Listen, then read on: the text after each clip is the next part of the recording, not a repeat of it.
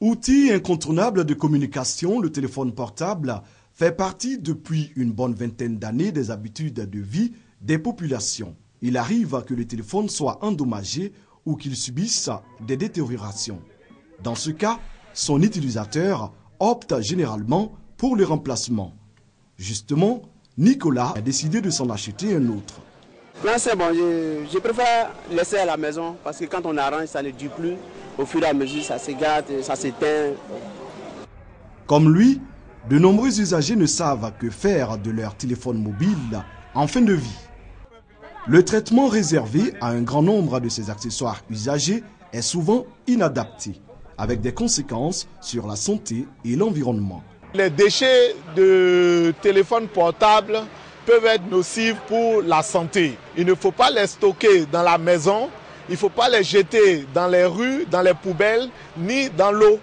Pour inculquer des pratiques durables, un projet de collecte et de recyclage de déchets de téléphone mobile est mis sur pied dans le district d'Abidjan. Il est mené par l'ONG MESAD, Mouvement pour l'éducation, la santé et le développement, avec l'appui d'un opérateur local de téléphonie et de certaines ONG internationales. À la tête de ce projet, Isabelle. Elle travaille avec une équipe de 5 personnes. Les collecteurs vont vers les réparateurs. Les déchets sont, c'est vrai, récupérés, mais achetés auprès d'eux pour vraiment les motiver à se libérer de ces déchets-là. Et ils collectent tout ce que les réparateurs ont comme déchets.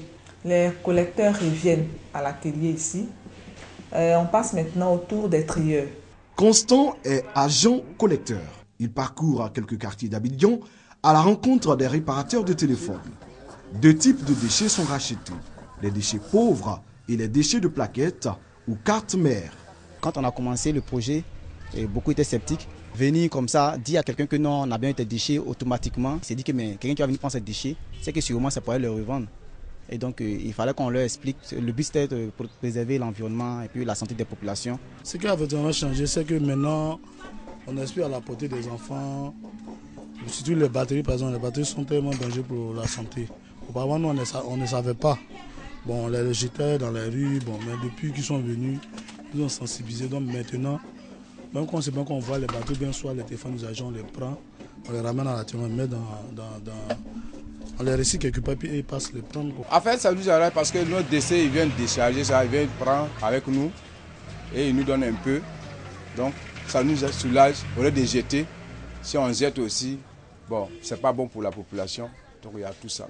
De retour de sa tournée, Constant laisse la place aux agents de tri après la pesée du contenu de son bac. Par jour, les collecteurs sont habilités à nous envoyer 40 kilos. Nous nous attelons à vraiment les disloquer. On trie, on met les plastiques à part, les fers à part, et après cela, on les pèse par qualité et quantité.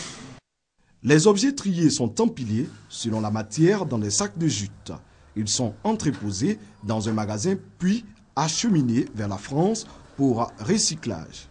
Au terme de la phase pilote du projet, de juillet 2013 à juillet 2014, un premier conteneur de 10 tonnes de déchets a été déjà convoyé. En juillet 2014, le 23 juillet, on a eu à sceller le premier conteneur pour la France, pour le recyclage proprement dit, parce que là-bas, ils ont les installations adéquates. La collecte et le traitement des déchets de téléphone fait partie du secteur global de recyclage des déchets d'équipements électriques et électroniques. Ce projet est mis en place dans le but de mettre fin aux pratiques d'élimination dangereuses pour la santé et l'environnement.